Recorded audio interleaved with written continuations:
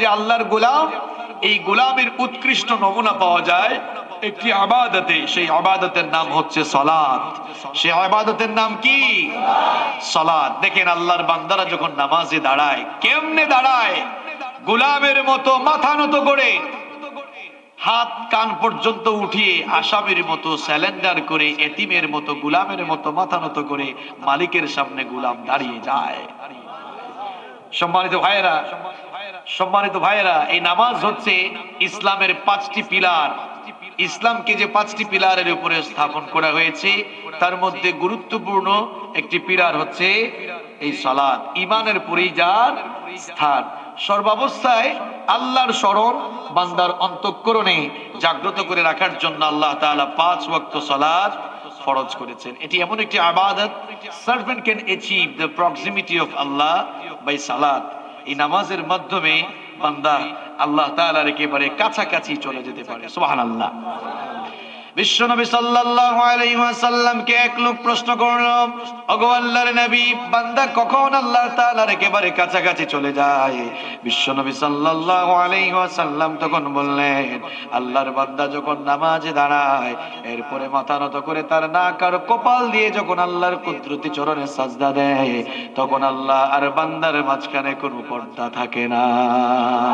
একেবারে বান্দা আল্লাহ তাআলার কাছাকাছি চলে যেতে পারে।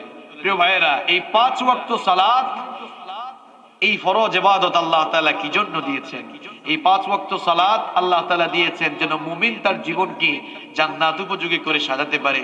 আর 5 ওয়াক্ত সালাত যারা সুন্দর করে আদায় করতে পারে, আল্লাহ তাআলা তাদেরকে যাবতীয় অন্যায়, অশ্লীল সকল প্রকার মন্দ কাজ থেকে আল্লাহ তাদেরকে হেফাজত করেন। সুবহানাল্লাহ পড়েন।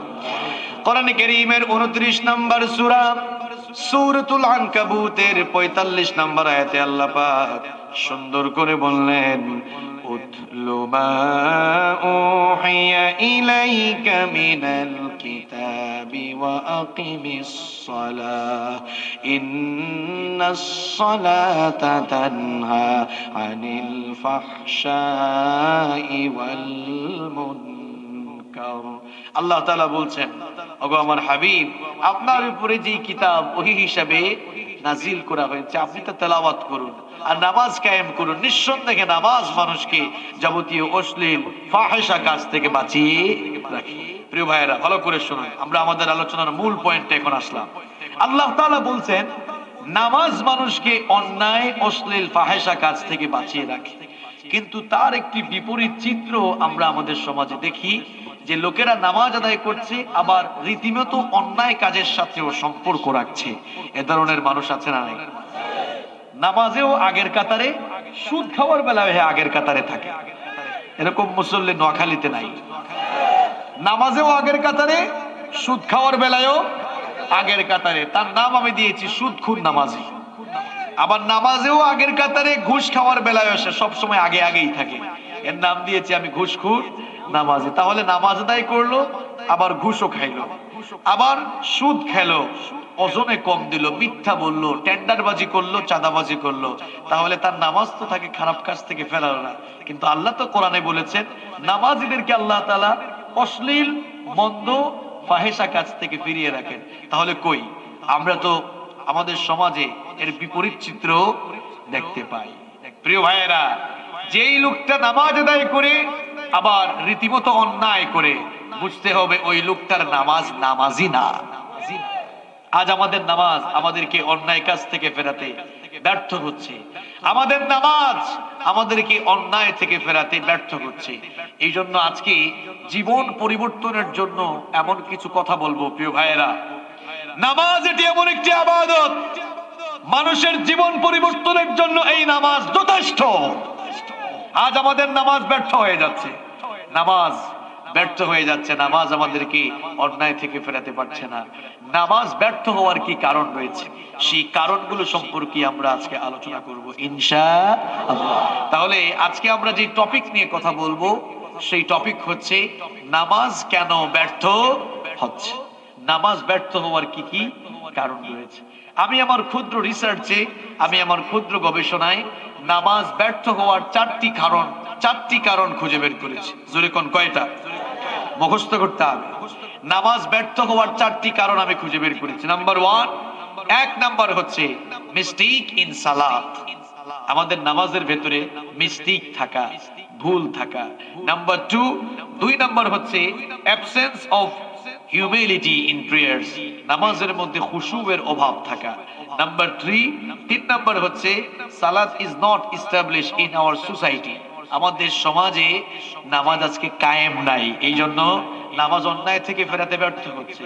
নামাজ ব্যর্থ হওয়ার 4 নাম্বার কারণ হচ্ছে অ্যাবসেন্স অফ সালাত এডুকেশন, নামাজের শিক্ষাগুলো সমাজে না থাকা। 4টি পয়েন্ট বললাম, এবার আসেন বিস্তারিত আপনাদেরকে বুঝায় দেই কেন্দ্রে এই 4টি কারণে নামাজ ব্যর্থ হচ্ছে, সেগুলো আজকে আমি কোরআন এবং সুন্নাহ থেকে আপনাদের সামনে তুলে ধরবার চেষ্টা করব ইনশাআল্লাহ বিইذنিল্লাহ বিমাশিয়াতিল্লাহ।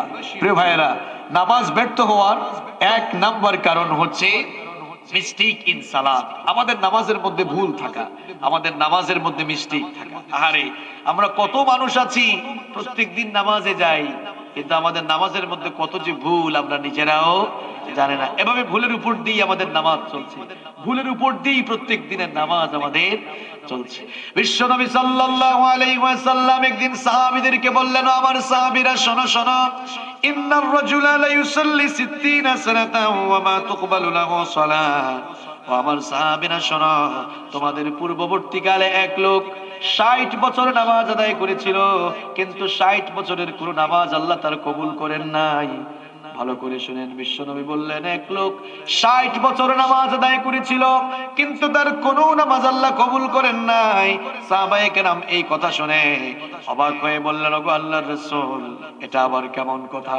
একজন লোক 60 বছর নামাজ আদায় করেছে, কিন্তু তার কোনো নামাজই আল্লাহ কবুল করলেন না, তার কারণটা কি? বিশ্বনবী তখন বললেন, আমার সাহাবীরা শোনো, এই লোকটা এমন ভাবে নামাজ আদায় করত, লাআল্লাহু ইউতিম্মুর রুকু ওয়া লা ইউতিম্মুস সুজুদ ওয়া ইউতিম্মুস সুজুদ ওয়া লা ইউতিম্মুর রুকু। এই লোকটা এমন ভাবে নামাজ আদায় করত, রুকু ঠিক করে দিলে সাজদা ঠিক করে দিত না, আবার সাজদা ঠিক করে দিলে রুকু ঠিক করে দিত না।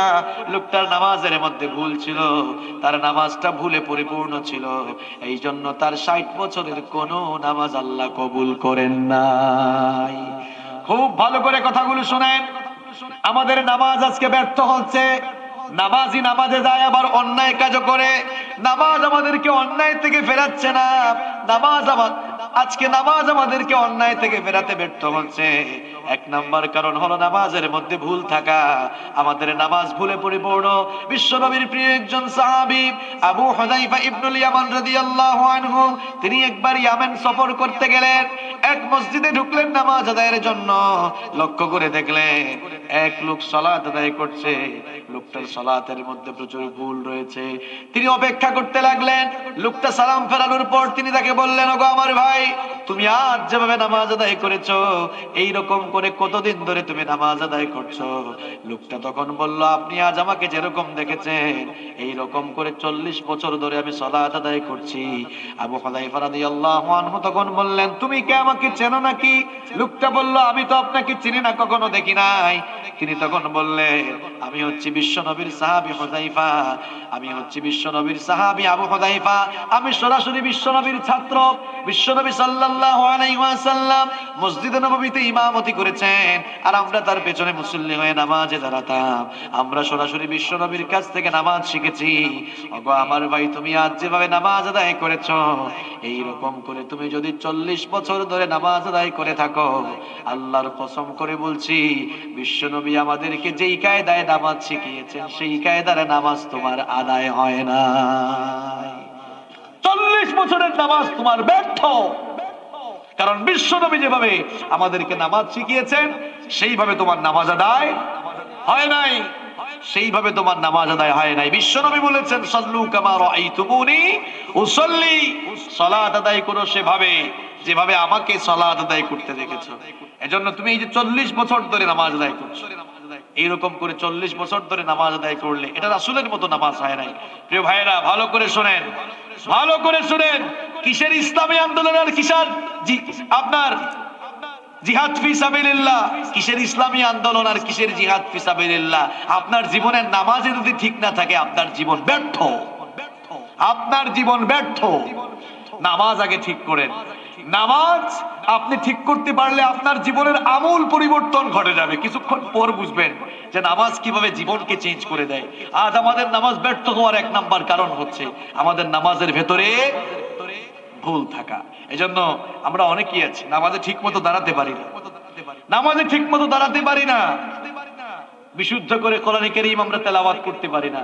নামাজের যে 13টি ফরজ রয়েছে তার মধ্যে একটি ফরজ হচ্ছে বিশুদ্ধ তেলাওয়াত জানা। বিশুদ্ধ তেলাওয়াতে যদি আপনি না জানলেন আপনার নামাজ তো নষ্ট হয়ে যাচ্ছে, আপনার নামাজ নষ্ট হয়ে যাচ্ছে।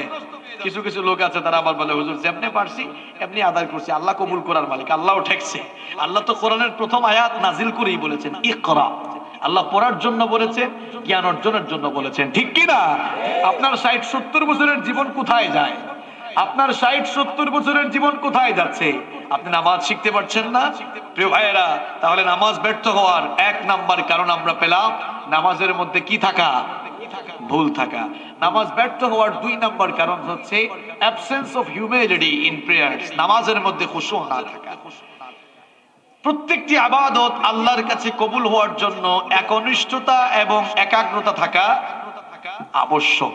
একাগ্রতা কিংবা একনিষ্ঠতা ছাড়া কোনো ইবাদত আল্লাহর কাছে কবুল হয় না। আর নামাজের ক্ষেত্রে একনিষ্ঠতা একাগ্রতা এটি খুবই গুরুত্বপূর্ণ। একাগ্রতা বিহীন নামাজের কোনো মূল্য আল্লাহর কাছে নেই। একাগ্রতা বিহীন নামাজ এটা ফিজিক্যাল এক্সারসাইজ, শারীরিক ব্যায়াম ছাড়া আর কোনো প্রকার কল্যাণ বয়ে আনতে পারে না।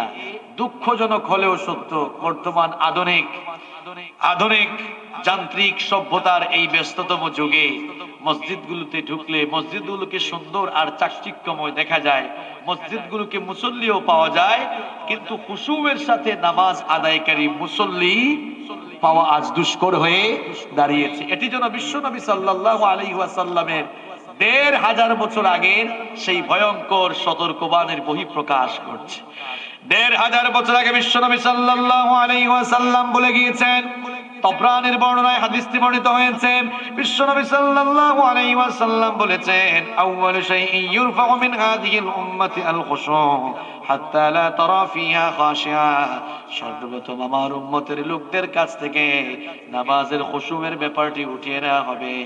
অবস্থা এমন হয়ে যাবে, আখিরি জামানায় মসজিদগুলোতে ঢুকলে অবস্থা এমন দেখা যাবে, মসজিদগুলোতে ঢুকলে মুসল্লি ঠিকই পাওয়া যাবে, কিন্তু খুশুয়ের সাথে একনিষ্ঠতা আর একাগ্রতা চিত্তে নামাজ আদায়কারী মুসল্লি পাওয়া বড় কঠিন হয়ে দাঁড়াবে। আজকে যেন 1500 বছর আগে বিশ্বনবীর সেই ভয়ঙ্কর সতর্কবাণীর বাস্তবায়ন ঘটতে শুরু করেছে। কেমনে শুরু হয়েছে আসেন ভালো করে বুঝে। আজকে আমাদের নামাজে খুশুও নাই। মনে রাখবেন, খুশুবিহীন নামাজের কোনো মূল্য আল্লাহর কাছে নাই। সূরাতুল মুমিনুনের মধ্যে আল্লাহ বলেছেন, ক্বাদ আফলাহাল মুমিনুনাল্লাযীনা হুম ফি সালাতিহিম খাশিউন। Successful indeed are the believers, those who humble themselves in their prayer. সফলকাম হয়েছে তারা নামাজে বিনয় খুশু অবলম্বন করেছে যারা। খুশু শব্দটি হচ্ছে আরবি, এর বাংলা অর্থ হচ্ছে বিনীত হওয়া, নম্র হওয়া, ভীত হওয়া, অবনত হওয়া, ঝুঁকে পড়া, দমিত হওয়া, বশীভূত হওয়া ইত্যাদি অর্থে ব্যবহার হয়। খুশু এটি 2টি অবস্থার সাথে সম্পর্কিত। একটি হচ্ছে দিলের খুশু, আরেকটি হচ্ছে আপনার দেহের খুশু। দিলের খুশুটাই আসল। আপনার দিলে যদি খুশু না থাকে তাহলে বাহ্যিকভাবে অঙ্গ প্রত্যঙ্গের মাধ্যমে তার চিত্র ফুটে ওঠে না। এই জন্য দিলের খুশুটাই হচ্ছে আসল। বিশ্বনবী একদিন দেখলেন এক লোক সালাত আদায় করছে আর দাড়ি নিয়ে খেলাধুলা করছে। এরকম মুসল্লি আছে না নাই? এই চিত্র দেখে বিশ্বনবী সাল্লাল্লাহু আলাইহি ওয়াসাল্লাম বললেন, লাউ খাশাআ কালবহু লা খাশিআত জাওয়ারিহু। লোকটার কলিজায়, লোকটার অন্তরে যদি আল্লাহর ভয় থাকতো তাহলে নামাজে দাঁড়িয়ে সে এরকম দাড়ি নিয়ে খেলাধুলা করতে পারতো না। প্রিয় ভাইয়েরা, আজ আমরা নামাজ আদায় করছি কিন্তু আমাদের নামাজের মধ্যে কোনো খুশু পাওয়া যাচ্ছে না। মুসল্লি নামাজে দাঁড়িয়েছে, নামাজে মনোযোগ নাই, মনোযোগ চলে যায় এই দিকে সেই দিকে, এরকম আছে না নাই? এই যে আমাদের নামাজে খুশু থাকে না, আমাদের নামাজে একাগ্রতা নাই, একনিষ্ঠতা নাই। আমাদের নামাজে একাগ্রতা নাই কেন, খুশু নাই কেন? আমি রিসার্চ করে দেখলাম, গবেষণা করে দেখলাম, আমাদের নামাজে খুশু না থাকার কারণ হচ্ছে দুইটা। জোরে কোন কয়টা? আমাদের নামাজে খুশু না থাকার কারণ হচ্ছে দুইটা। নাম্বার ওয়ান, এক নম্বরে হচ্ছে নামাজ আমরা বুঝি না। নামাজে আমরা কি পড়ি, নামাজে কি তেলাওয়াত হয়, নামাজের শুরু থেকে নিয়ে শেষ পর্যন্ত ম্যাক্সিমাম মুসল্লি ফিল করতে পারে না, বুঝতে পারে না, বুঝার চেষ্টাও করে না। আর দুই নাম্বার হচ্ছে আমাদের নামাজে মনোযোগ থাকে না। যেহেতু নামাজ বুঝি না, এজন্য নামাজে মনোযোগও থাকে না। নামাজ যদি আমরা বুঝতে পারতাম, নামাজ যদি আমরা বুঝতে পারতাম, তাহলে আমাদের নামাজ থেকে মনোযোগ অন্যদিকে যেত না। নামাজ হচ্ছে এমন একটি ইবাদত, আমরা যখন নামাজে দাঁড়াই আমাদের সাথে কথা বলেন কে? Keep in your mind, salat is a conversation between Almighty Allah and the slave. নামাজ হচ্ছে আল্লাহ আর বান্দার মধ্যে কথা বলার জায়গা। সুবহানাল্লাহ। আমরা যখন নামাজে দাঁড়াই, নামাজে দাঁড়িয়ে যখন প্রত্যেকটি আয়াত তেলাওয়াত করি, নামাজে দাঁড়িয়ে আমরা যা বলি প্রত্যেকটি কথার জবাব দেন কে? বুখারীর বর্ণনা, হাদিসে কুদসিতে আল্লাহ বলেছেন, কাসসামতুস সালাতু বাইনি ওয়া বাইনা আবদি নিসফাইন, নামাজকে আমি আমার মাঝে আর আমার বান্দার মাঝে দুই ভাগ করেছি। ফানিসফুহা লি ওয়া নিসফুহা লি আবদি, নামাজের অর্ধেক হলো আমার জন্য আর অর্ধেক হলো আমার বান্দার জন্য। নামাজে যখন বান্দা দাঁড়ায়, আল্লাহ পাক বান্দার সাথে সরাসরি কথা বলতে থাকেন। আমরা যখন নামাজে দাঁড়িয়ে সূরাতুল ফাতিহা তেলাওয়াত শুরু করে দেই, দেখেন আল্লাহ কিভাবে কথা বলেন। আমরা যখন নামাজে দাঁড়িয়ে পড়লাম আলহামদুলিল্লাহি রাব্বিল আলামিন, নামাজে দাঁড়িয়ে আমরা বললাম সকল প্রশংসা সেই আল্লাহর যিনি জগৎ সমূহের রব। আমরা প্রশংসা করলাম কার? আল্লাহ চুপ থাকেন না, সঙ্গে সঙ্গে আমাদের কথার রিপ্লাই করেন, জবাব করেন। আল্লাহ পাক তখন বলেন হামিদানি আবদি, আমার বান্দা নামাজে দাঁড়িয়ে আমার প্রশংসা করলো। বলেন কতদিন নামাজে দাঁড়িয়ে এই ফিল করেছেন আলহামদুলিল্লাহি রাব্বিল আলামিন পরে? আপনার তো ফিলিংস আসে না অন্তরে যে আল্লাহ আমার কথার জবাব দিচ্ছে। যদি এই ফিলিংস অন্তরে থাকতো, আল্লাহর কসম আপনার কনসেন্ট্রেশন, আপনার মনোযোগ নামাজের বাহিরে যাওয়ার কোনো সুযোগ থাকতো? নামাজে আমরা দাঁড়ানোর পর আল্লাহ কি চমৎকার করে কথা বলেন দেখেন। এরপরে আমরা যখন পড়লাম আর রহমানির রহিম, আল্লাহ সাথে সাথে জবাব দেন আসনা আলাইয়া আবদি, আমার বান্দা নামাজে দাঁড়িয়ে আমার গুণকীর্তন বর্ণনা করলো। 3 নাম্বার আয়াত যখন আমরা তেলাওয়াত করি, মালিকি ইয়াউমিদ্দিন, বিচার দিবসের মালিক হচ্ছেন আল্লাহ। আল্লাহ পাক চুপ থাকেন না, সাথে সাথেই জবাব দেন মাজ্জাদানি আবদি, আমার বান্দা নামাজে দাঁড়িয়ে আমার শ্রেষ্ঠত্ব বর্ণনা করলো। এইভাবে নামাজের শুরু থেকে নিয়ে শেষ পর্যন্ত আমরা নামাজে যত আয়াত তেলাওয়াত করে যত কথা বলি, সব কথার জবাব দেন কে? আমরা বুঝি না, এই জন্য নামাজে আবেগ আসে না। মক্কাতুল মুকাররমা, মদিনাতুল মুনাওয়ারায় যারা সফর করেছেন, হারামাইন শরীফাইনে যারা সালাত আদায় করেছেন, তারা দেখেছেন সেখানে যখন নামাজ শুরু হয়ে যায় ইমাম সাহেব কাঁদতে থাকে, মুসল্লিরাও কাঁদতে থাকে। বিশেষ করে মসজিদে হারামে যারা সালাত আদায় করেছেন, বাইতুল্লাহর ইমাম ফদিলাতুশ শেখ ডক্টর আব্দুর রহমান আস-সুদাইস, সৌদ আশ-শুরাইম, বান্দার বালিলা, আব্দুল্লাহ জোহানি কিংবা ইয়াসির আদ-দুসরি, তারা যখন তাদের সুরলিত কণ্ঠে নামাজের মধ্যে আল্লাহর কোরআনের তেলাওয়াত শুরু করে দেয়, আবেগকে কন্ট্রোল করতে পারে না, তারা নিজেরাই কান্না শুরু করে দেয়। আবার তাদের পেছনে লক্ষ লক্ষ মুসল্লিরা আবেগকে কন্ট্রোল করতে না পেরে তারাও চোখের পানি ঝরায়। এইরকম দৃশ্য আছে না নাই? বিশেষ করে আপনারা দেখবেন তারা যখন সূরাতুল ইনফিতার, সূরাতুল ইনশিকাক, সূরাতুত তাকবীর এই সূরাগুলো তেলাওয়াত করে, আমার ভাইয়েরা এই সূরাগুলো হচ্ছে এমন সূরা, বিশ্বনবী বলেছেন তোমাদের কেউ যদি দুনিয়াতে বসে আখিরাতের চিত্র দেখতে চায়, সেজন্য এই সূরাগুলো পড়ে, এই সূরাগুলো যদি আপনি তেলাওয়াত করেন, তাহলে আপনি ঘরে বসে আখিরাতের চিত্র দেখতে পারবেন। এই জন্য হারামাইনে যখন এই সূরাগুলোর তেলাওয়াত শুরু হয়, ইমাম সাহেব আবেগকে কন্ট্রোল করতে পারে না, আয়াতগুলো পড়তে গিয়ে থেমে যায়, বারবার রিপিট করে আর চোখের পানি ঝরায়। কারণ তারা এই আয়াতগুলো পড়ে আর কিয়ামতের বিভীষিকাময় সেই দৃশ্যগুলোকে চোখের সামনে নিয়ে আসতে থাকে। এই জন্য তাদের নামাজে আবেগ আসে, কারণ তারা বুঝে কোনটা জান্নাতের আয়াত, জাহান্নামের আয়াত, কোনটা কিয়ামতের আয়াত। কিন্তু আমার দেশের অবস্থা হলো ম্যাক্সিমাম ম্যাক্সিমাম মসজিদের ইমামও বুঝে না কোনটা জান্নাতের আয়াত কোনটা জাহান্নামের আয়াত। মুসল্লি বুঝা তো দূরের কথা, ঠিক কিনা? এই জন্য নামাজে আবেগ আসে না। নামাজ যদি আমরা বুঝতাম তাহলে নামাজ আদায় করে মজা পেতাম। নামাজ বুঝি না, এই জন্য নামাজ আদায় করে আমরা মজা পাই না। প্রিয় ভাইরা, এই জন্য নামাজের শুরু থেকে নিয়ে শেষ পর্যন্ত আমরা যা বলি যা করি সবকিছু বোঝার দরকার আছে না নাই? আমরা বুঝি না, এই জন্য নামাজে খুশু থাকে না। প্রিয় ভাইরা, আপনার নামাজ ব্যর্থ হয়ে যাবে, আপনার নামাজ কবুল হবে না, সফল হবে না, সার্থক হবে না, সুন্দর হবে না যদি নামাজে খুশু না থাকে। এখন কোশ্চেন হচ্ছে, প্রশ্ন হচ্ছে, হুজুর বুঝলাম যে খুশু না থাকলে নামাজ কবুল হয় না, এই নামাজের দামও থাকে না, এই নামাজ আল্লাহর কাছে কবুল হয় না। এখন প্রশ্ন হচ্ছে, আমরা খুশু তাহলে নামাজে নিয়ে আসবো কিভাবে? নামাজে আমরা খুশু নিয়ে আসবো কিভাবে? নামাজে খুশু আনয়নের জন্য, মনোযোগ আনয়নের জন্য আমি আপনাদেরকে 4টা প্রক্রিয়ার কথা বলবো, 4টা টিপস দিব। এই 4টা টিপস নিয়ে আজকে বাসায় যেতে পারবেন তো ইনশাআল্লাহ?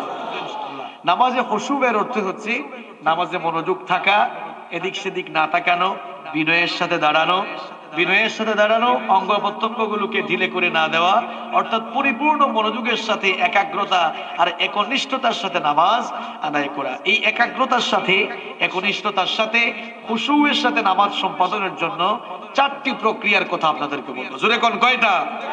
এই 4টা টিপস দিয়ে যদি বাড়ি যেতে পারেন, নামাজে মনোযোগ ফিরে আসবে ইনশাআল্লাহ।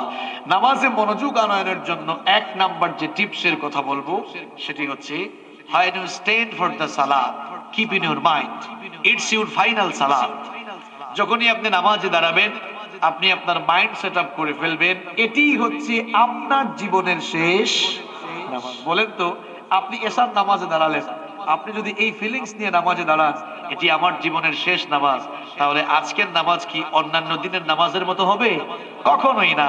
বরং আজকের নামাজের ওযুটা সবচেয়ে সুন্দর হবে, এই নামাজের তেলাওয়াত সবচেয়ে সুন্দর হবে, রুকু সবচেয়ে সুন্দর হবে, সাজদা সবচেয়ে সুন্দর হবে। এই জন্য নামাজে মনোযোগ আসবে, নামাজটা সুন্দর হবে। যখনই যে নামাজে দাঁড়াবেন অন্তরে এই ফিলিংসটা রাখবেন, জানি না আর নেক্সট নামাজ আমি পাবো কিনা, এজন্য এই নামাজটাই হচ্ছে আমার জীবনের শেষ নামাজ। এই জন্য বিশ্বনবী সাল্লাল্লাহু আলাইহি ওয়াসাল্লাম বলেছেন, ইযা কুমতা ফি সলাতিকা ফাসাল্লি সলাতাম মুওয়াদ্দা, যখন তুমি নামাজ আদায়ের জন্য দাঁড়াবা অন্তরে এই ফিলিংস রাখবা এটাই হচ্ছে তোমার জীবনের শেষ নামাজ। এই ফিলিংস অন্তরে থাকলে মনোযোগ নামাজের বাহিরে যাওয়ার সুযোগ নাই। নামাজে মনোযোগ আনয়নের জন্য 2 নাম্বার টিপসের কথা বলবো, সব সময় অন্তরে এই ফিলিংস রাখবেন, আল্লাহ সর্বাবস্থায় আমাকে দেখতে পাচ্ছেন, আর নামাজে দাঁড়ানোর পর আমি আল্লাহর সাথে কথা বলছি, আল্লাহও আমার সাথে কথা বলছেন। সুবহানাল্লাহ। বিশ্বনবী সাল্লাল্লাহু আলাইহি ওয়াসাল্লাম বলেছেন, আনতাবুদাল্লাহ কাআন্নাকা তারাহু ফাইন লাম তাকুন তারাহু ফাইন্নাহু ইয়ারাকা। আল্লাহর গোলামি এমন ভাবে করো যেন তুমি আল্লাহকে দেখতে পাচ্ছ, আর তুমি যদি আল্লাহকে দেখতে নাও পাও তাহলে তুমি স্মরণ রাখো তোমার আল্লাহ তোমাকে দেখতে পাচ্ছেন। আল্লাহ আমাদেরকে দেখতে পাচ্ছেন কিনা, এই ফিলিংস যদি অন্তরে থাকতো তাহলে প্রিয় ভাইয়েরা নামাজে মনোযোগ অন্যদিকে যেত না। মনোযোগ যাইতে যাইতে কোন জায়গায় যে যায়। একবার এশার নামাজ শেষ করে ইমাম সাহেব সালাম ফিরিয়ে মুসল্লিদের উদ্দেশ্যে বললেন, সম্মানিত মুসল্লিবৃন্দ, আজকে এশার নামাজ 4 রাকাত হলো নাকি 3 রাকাত হলো আমি তো নিজেই বুঝতেছি না, আপনারা কি বলেন? তখন কোন মুসল্লি চুপ, একেবারে কোনো কথা বলে না, চুপচাপ। হঠাৎ করে একজন মুসল্লি দাঁড়িয়ে বলল, হুজুর আমি 100% কনফার্ম আজকের নামাজ 3 রাকাতই হয়েছে। ইমাম সাহেব বললেন, কেউ কোনো কথা কয় না, কিন্তু আপনি এত কনফার্ম কিভাবে হলেন? লোকটা তখন বলল, হুজুর আমার বাজারে 4টা দোকান আছে, আমি যখন এশার নামাজে আসি প্রত্যেকদিন এশার নামাজে আসলে এক এক রাকাতে এক একটা দোকানের হিসাব আমি কমপ্লিট করি, তো প্রত্যেকদিন আমি 4টা দোকানের হিসাব ভালোভাবেই সম্পন্ন করতে পারি, কিন্তু আজকে আমি 3টা করলাম, আরো একটা বাকি আছে, তার মানে আপনার নামাজও আরো 1 রাকাত বাকি আছে। কি বলেন? এই ধরনের মুসল্লি আছে না নাই? নামাজ থইয়া মনোযোগ হিসাব নিকাশের দিকে যায়, এরকম আছে না নাই? নাসাঈর বর্ণনায় হাদিস এসেছে, বিশ্বনবী সাল্লাল্লাহু আলাইহি ওয়াসাল্লাম বলেছেন, কোন নামাজি নামাজে দাঁড়ানোর পর তার মনোযোগ নামাজ থেকে যখন অন্যদিকে চলে যায়, আমার আল্লাহ ওই নামাজের দিক থেকে তার রহমতের দৃষ্টি তিনিও ফিরিয়ে নেন। এজন্য প্রিয় ভাইয়েরা, যখন আমরা নামাজে দাঁড়াবো, নামাজকে সফল, সুন্দর এবং কবুলিয়াত নামাজের জন্য 2 নাম্বার যে কাজটা করতে হবে, সব সময় অন্তরে এই ভয় রাখবেন, আল্লাহ আমাকে দেখতে পাচ্ছেন, আল্লাহর সাথে আমি কথা বলছি, তিনিও আমার সাথে কথা বলছেন। এই ফিলিংস অন্তরে রাখলে মনোযোগ অন্যদিকে যাবে না। নামাজ কবুল হওয়ার জন্য, নামাজকে সার্থক করার জন্য, সুন্দর করার জন্য, নামাজে মনোযোগ আনয়নের জন্য 3 নাম্বার যে টিপসের কথা বলবো সেটি হচ্ছে নামাজের রুকু সাজদা ধীরস্থির ভাবে সম্পাদন করবেন।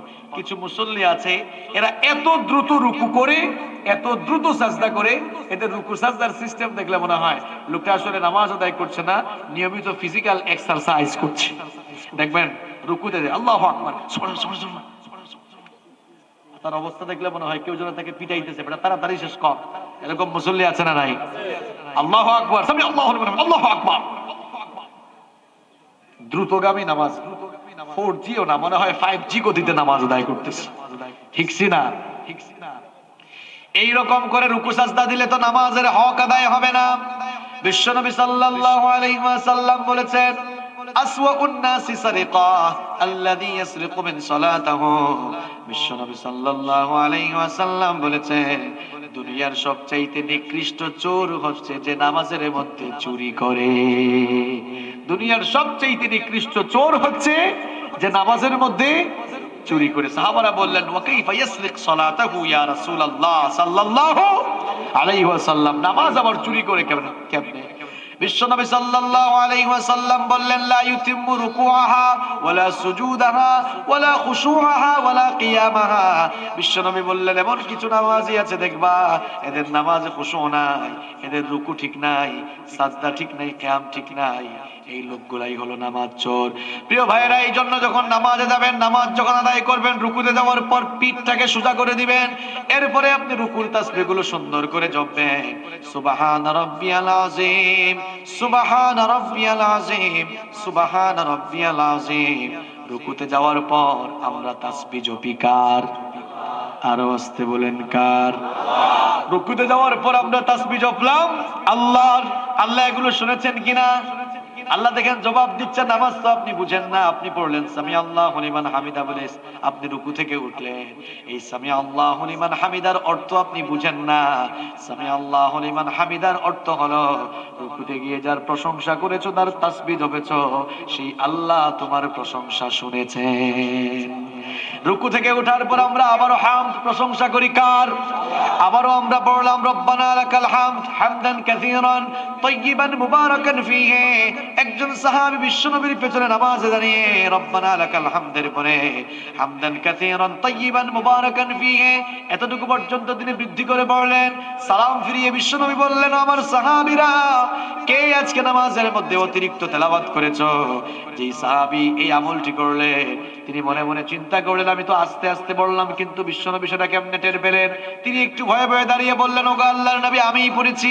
বিশ্বনবী তখন বললেন, ও আমার সাহাবী, তুমি কি জানো না আমি আল্লাহর নবী?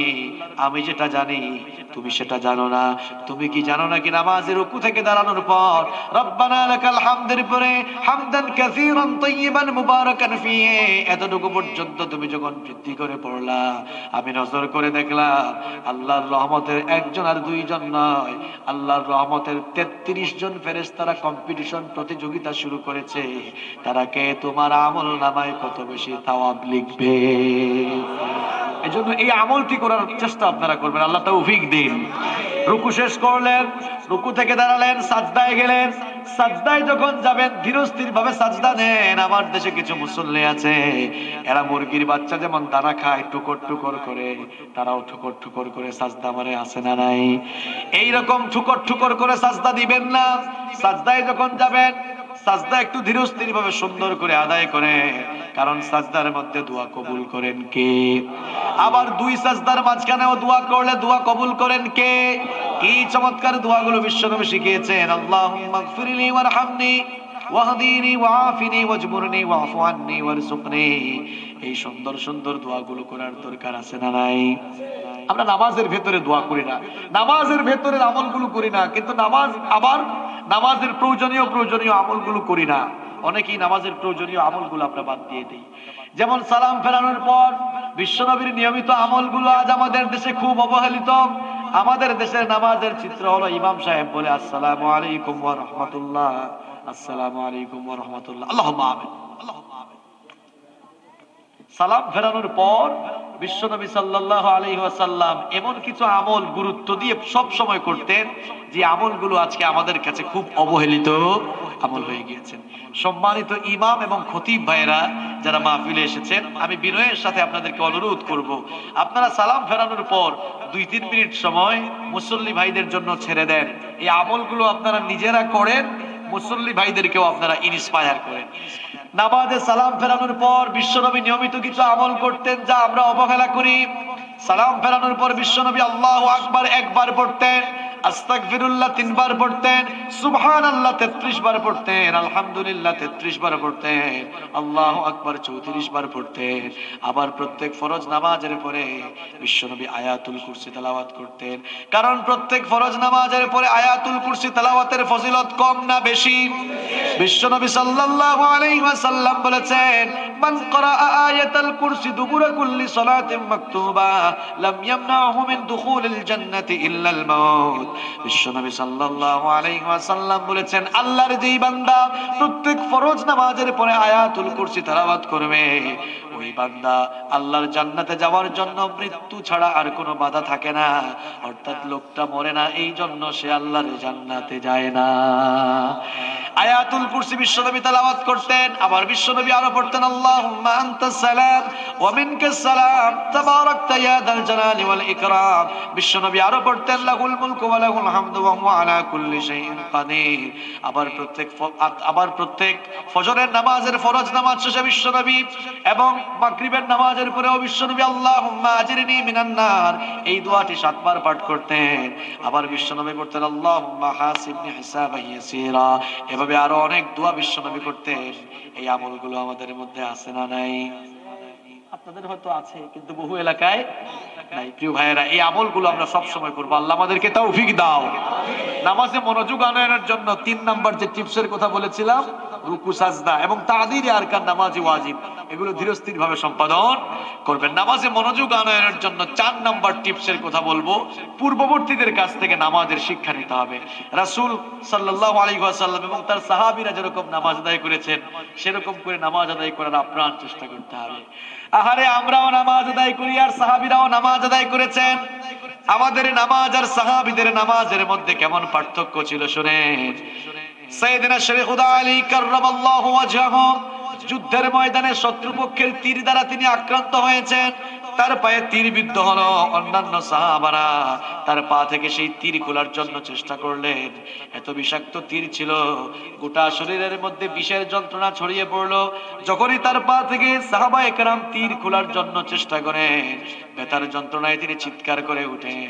বিশ্বনবী যখন এই চিত্র দেখলেন, বিশ্বনবী সাহাবীদেরকে বললেন, ও আমার সাহাবীরা, তোমরা আমার আলীর পা থেকে এইভাবে করে তীর খুলতে পারবা না।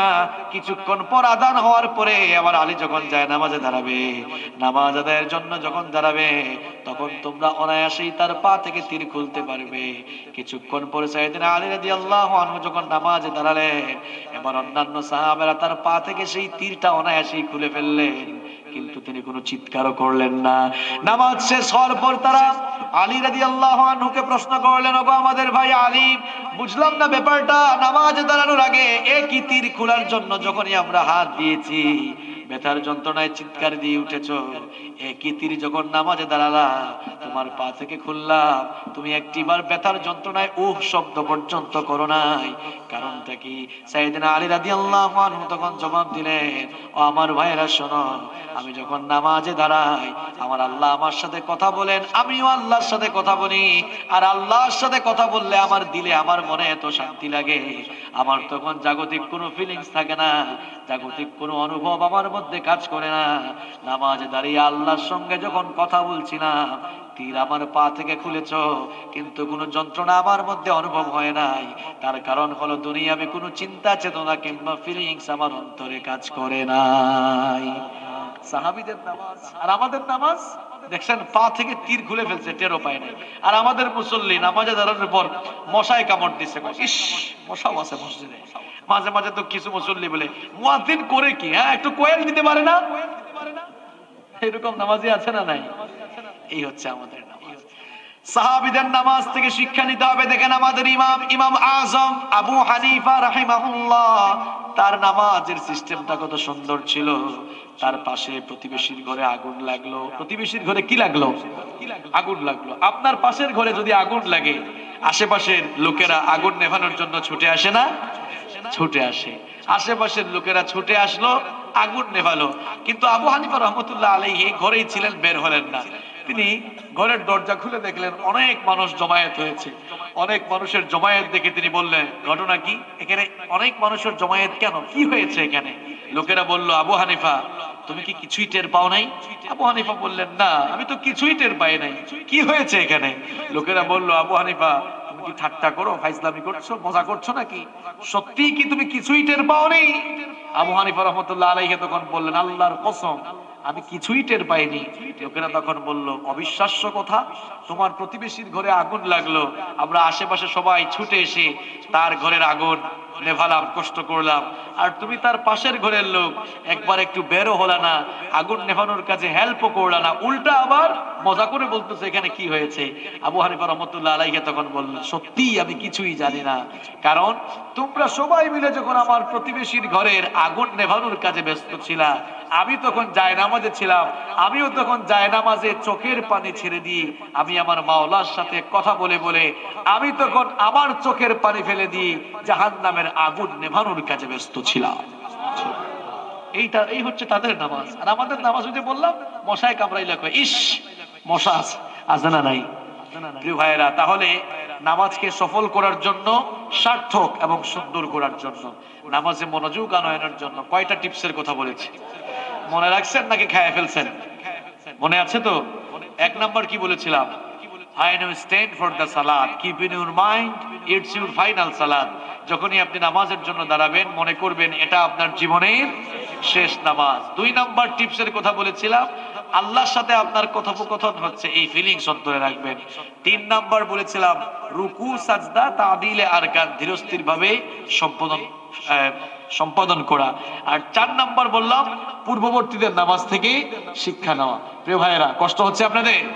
10 মিনিট থাকা যাবে না? লাইনে তুলছি কিন্তু এখন মূল কথাগুলো বলবো ইনশাআল্লাহ। নামাজ ব্যর্থ হওয়ার কয়টি কারণ বলেছিলাম? কথা কন না কেন? 4টি। কয়টা বলেছি? 4টা বলে ফেলছি? 2টা বলেছি। পেছ লাগাই ফেলছেন কেন আপনারা? 2টা বলছি। 1 নাম্বার বলেছিলাম নামাজ ব্যর্থ হওয়ার 1 নাম্বার কারণ নামাজে মিস্টেক থাকা, ভুল থাকা। আর 2 নাম্বার বলেছিলাম absence of humility in prayers, নামাজের মধ্যে খুশু না থাকা। আর খুশু আনয়নের জন্য 4টা টিপস আপনাদেরকে আমি অলরেডি দিয়ে ফেলেছি। নামাজ ব্যর্থ হওয়ার 3 নাম্বার কারণ হচ্ছে সালাত is not established in our society, নামাজ আমাদের সমাজে প্রতিষ্ঠিত না থাকা। প্রতিষ্ঠিত মানে কি? প্রতিষ্ঠিত থাকার মানে হচ্ছে সকল জায়গায় নামাজ কায়েম থাকবে, সবাই নামাজ আদায় করবে। আমাদের সমাজে সকল জায়গায় কি নামাজ আছে? কথা বলেন, সকল জায়গায় কি নামাজ কায়েম আছে? আমাদের ব্যক্তিগত জীবনেই তো নামাজ নাই। আমাদের ব্যক্তিগত জীবনেই নামাজ নাই। আমাদের ফজর যাচ্ছে ঘুমে, জোহর যাচ্ছে আমাদের কাজে কর্মে, আসর যাচ্ছে আমাদের খেলাধুলায়, মাগরিব যাচ্ছে রং তামাশায়, এশা যাচ্ছে আড্ডায়। এই জন্য কবিও খুব চমৎকার করে বলেছেন, ঘুমাইয়া কাজা করেছ ফজর, ঘুমাইয়া কাজা করেছ ফজর, তখনও জাগনি যখন জোহর, হেলায় খেলায় কেটেছে আসর, মাগরিবের ওই শুনিয়া দান, এখনো জামাতে হওরে শামিল, এখনো এর সাথে আছে স্থান, বাজিছে দামামা বাদ্রে আমামা, শির উঁচু করি মুসলমান, দাওয়াত এসেছে নয়া জামানার, ভাঙা কেল্লা ইউরে নিশান। আল্লাহু আকবার। কবিতার কবিতায় আমাদের জীবনের চরম বাস্তবতাগুলো তিনি সুন্দর করে তুলে ধরেছেন। আমাদের ব্যক্তিগত জীবন থেকে 5 ওয়াক্তের নামাজ এভাবেই চলে যাচ্ছে। আমাদের মধ্যে নামাজি কয়েক ধরনের আছে। নামাজি প্রধানত 2 প্রকার। জোরে কোন কয় প্রকার? নাম্বার 1, 1 নাম্বার হচ্ছে রেগুলার, নিয়মিত নামাজ। নিয়মিত নামাজি যারা, এরা কখনোই নামাজ ছেড়ে দেয় না। এরা তাদের ব্যবসা বাণিজ্য, বেচা কেনা, কাজ কর্ম, সকল কাজের উপরে নামাজকে তারা প্রায়োরিটি দেয়। তারা নামাজকে বলে না আমার কাজ আছে, উল্টো কাজকে বলে আমার নামাজ আছে। কারণ তাদের কলিজায় কার ভয়? আল্লাহর ভয়। 2 নাম্বার হচ্ছে ইরেগুলার, অনিয়মিত নামাজ। অনিয়মিত নামাজি যারা, অনিয়মিত নামাজি আবার 4 প্রকার। জোরে কোন কয় প্রকার? নাম্বার 1, 1 নাম্বার হচ্ছে সাপ্তাহিক, নাম্বার 2 মাসিক, নাম্বার 3 ভিআইপি নামাজি অর্থাৎ বার্ষিক, নাম্বার 4 হেতেরা ভিআইপিও না, হেতেরা সিআইপি সিজনাল নামাজ। নাম্বার 1 সাপ্তাহিক নামাজ। এরা কারা? এদেরকে পুরো সপ্তাহ দেখা যায় না, এই যে আগামীকাল জুমার দিনে তাদেরকে দেখা যাবে। এরা হচ্ছে সাপ্তাহিক মুসল্লি। কিও সাপ্তাহিক মুসল্লি ভাই, আপনার কি পুরো সপ্তাহের 35 ওয়াক্তের নামাজ আল্লাহ মাফ করে দিয়েছেন? কথা কন না কেন? মাফ করে দিয়েছেন? কোথায় গেল আপনার নামাজ? এরপরে 2 নাম্বার হচ্ছে মাসিক মুসল্লি। এদেরকে শুধু রমজান মাসে মুসল্লি সাজতে দেখা যায়, পুরো বছর নামাজ নাই। রমজান মাস আসলে তারা এমন মুসল্লি হয়, 5 ওয়াক্তের মুসল্লিরা এদের ভিড়ের কারণে, ঠেলাঠেলির কারণে সামনের কাতারগুলোতে যাওয়ার চান্সই পায় না। নাম্বার 3 নাম্বার হচ্ছে ভিআইপি নামাজি। ভিআইপি বুঝেন তো আপনারা? বার্ষিক। ওনাদেরকে 2 ঈদ ছাড়া মসজিদে আর দেখা যায় না। নাম্বার 4 এরা ভিআইপিও না, এরা সিআইপি। এরা সিজনাল, সিজনে মসজিদে আসে।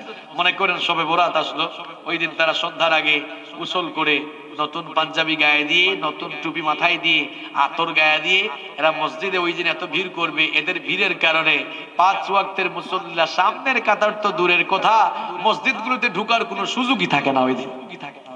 এই যে 4 প্রকার অনিয়মিত নামাজি, এরা সফল নাকি যারা প্রত্যেক দিন 5 ওয়াক্ত নিয়মিত আল্লাহকে সাজদা দেয় তারা সফল?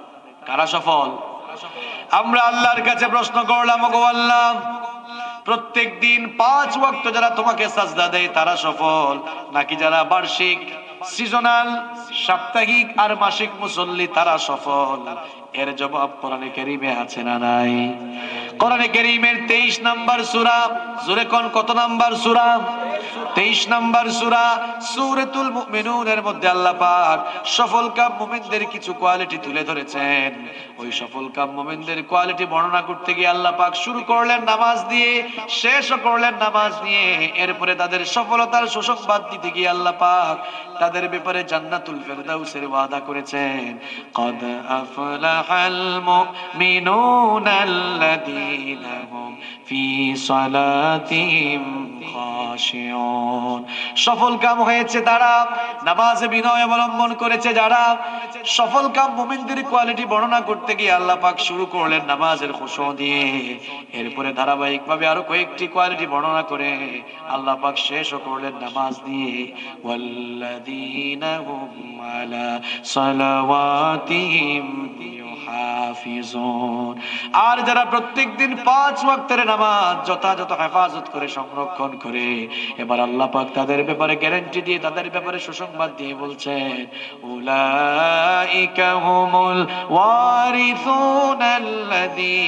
ইয়ারিসুনাল ফিরদাউসা হুম ফিহা খালিদুন।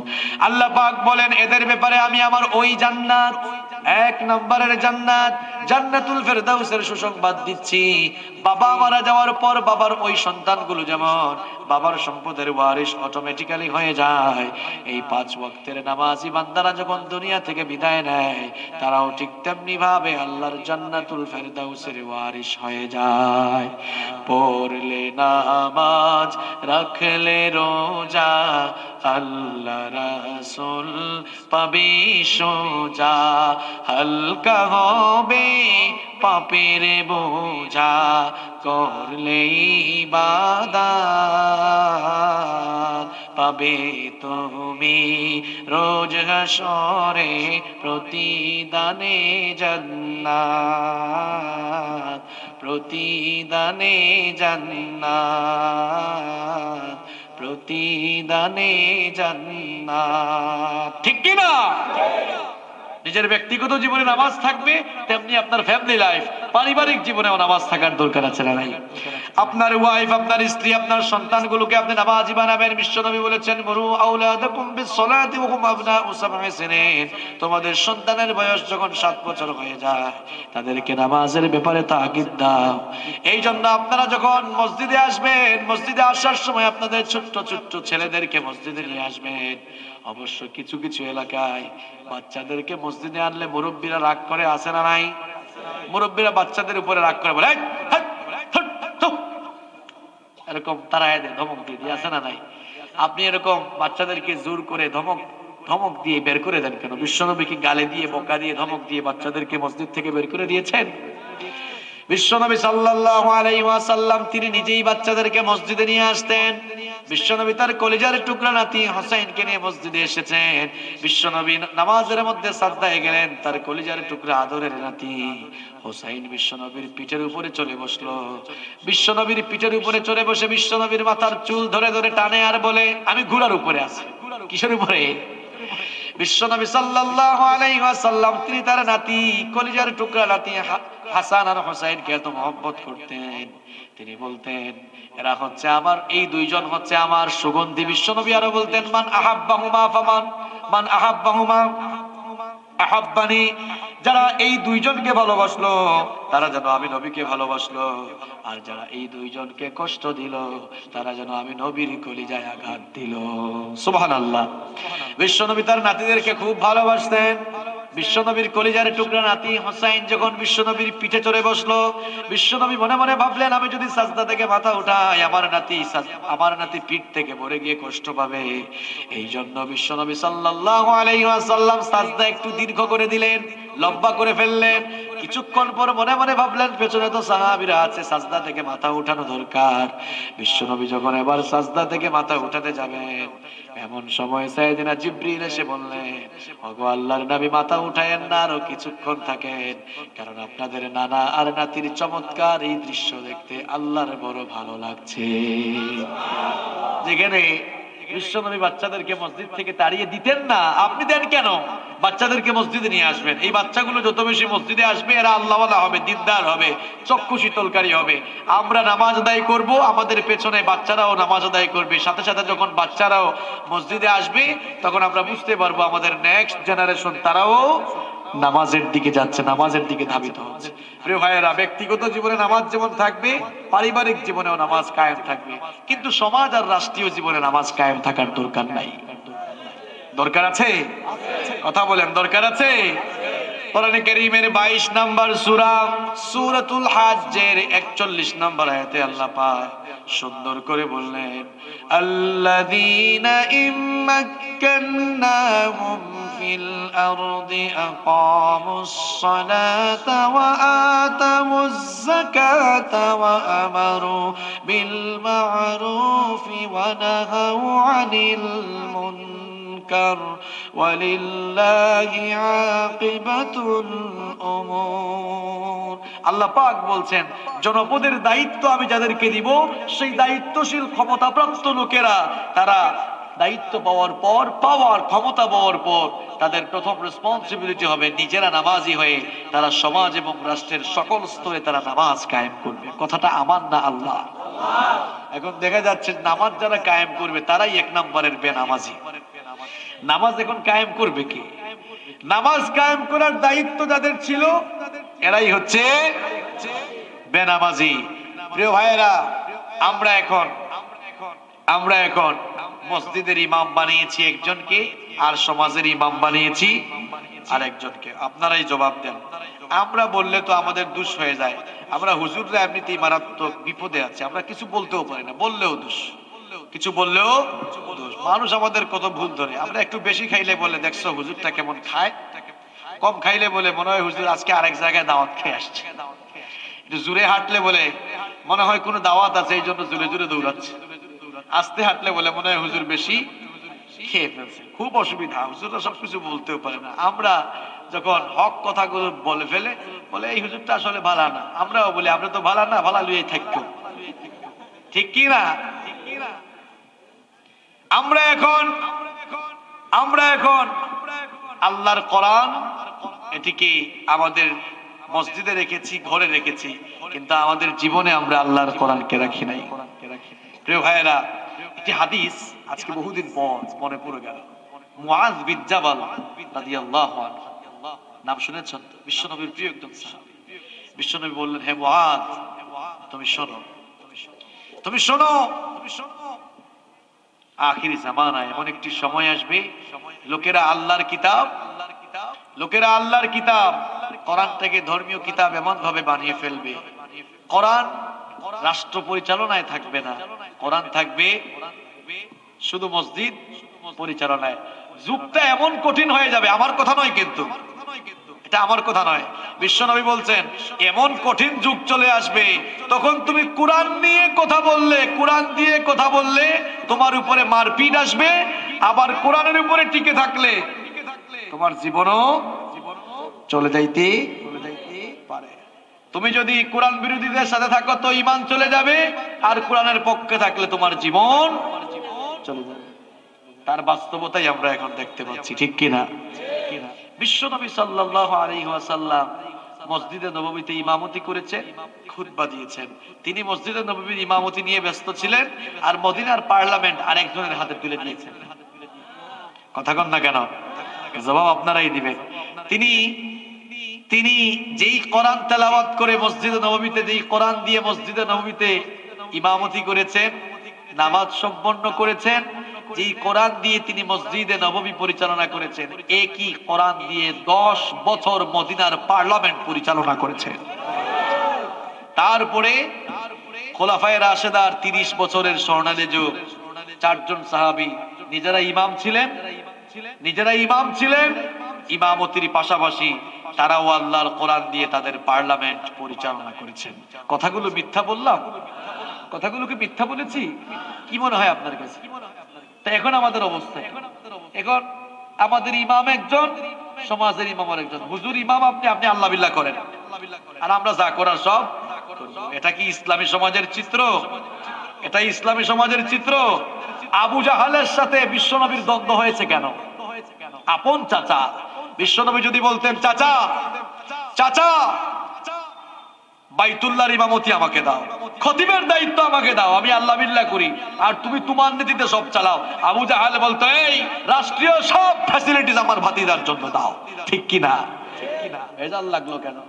ভেজাল এই জন্য লেগেছে, বিশ্বনবী বললেন, চাচা তোমার আবু জেহেলীয় নীতিতে সবকিছু চলবে না। আলা লাহুল খালকু ওয়াল আমর, সৃষ্টি যার, আইনও চলবে তার। সম্মানিত ভাইয়েরা, এইভাবে করে সকল নবীদের সাথে খোদাদ্রোহীদের দ্বন্দ্ব হওয়ার কারণ ছিল এই একটাই কারণ। বলেন তো, মুসা আলাইহিস সালাম তিনি যদি বলতেন, ফেরাউন আমি আল্লাহ বিল্লাহ করি, আর তুমি তোমার ফেরাউনি নীতিতে সব চালাও, ফেরাউন কি মুসা আলাইহিস সালামকে তো কষ্ট দিত? কথা বলেন, কষ্ট দিত? মুসা আলাইহিস সালাম বললেন, তোমার ফেরাউনি নীতিতে সব চলবে না, সব চলবে কার নীতিতে? ইব্রাহিম আলাইহিস সালামের সাথে নমরুদের দ্বন্দ্ব হতো না। তিনি যদি বলতেন, আমি আল্লাহ বিল্লাহ করি, আর তুমি তোমার নীতিতে সব চালাও, কোনো দ্বন্দ্ব হতো না। তিনি যখনই বললেন, তোমার নমরুদি নীতিতে সব চলবে না, তখন নমরুদ বলল, দেখছো আমার নির্বাচনী এলাকায় কি বলে দেখেছো? ইব্রাহিমকে অ্যারেস্ট করো, আগুনে নিক্ষেপ করো, ঠিক কি না? যখনই ইব্রাহিম আলাইহিস সালাম এক আল্লাহর কথা বললেন, আল্লাহর জমিনে আল্লাহর বিধানের কথা বললেন, তখনই বলেন আগুনে ফালায় দাও। নমরুদ তখন কি বললো? আগুনে ফালায় দাও। প্রিয় ভাইয়েরা, আল্লাহর নবীরা তারা ঠিক যেমনি ভাবে মসজিদে বসে বসে জিকির করেছেন, নামাজ পড়েছেন, ধ্যান করেছেন, আল্লাহর নবীরা ঠিক তেমনি ভাবে তারা আল্লাহর জমিনকেও আল্লাহর বিধান দিয়ে পরিচালনা করেছেন। আর আসতে বলেন, কথাগুলো মিথ্যা বলেছি? আমরা এখন কি করছি? তসবির দানা টিপে টিপে জান্নাত তালাশ করছি। কিসের তসবির দানা টিপে তুমি জান্নাত তালাশ করো?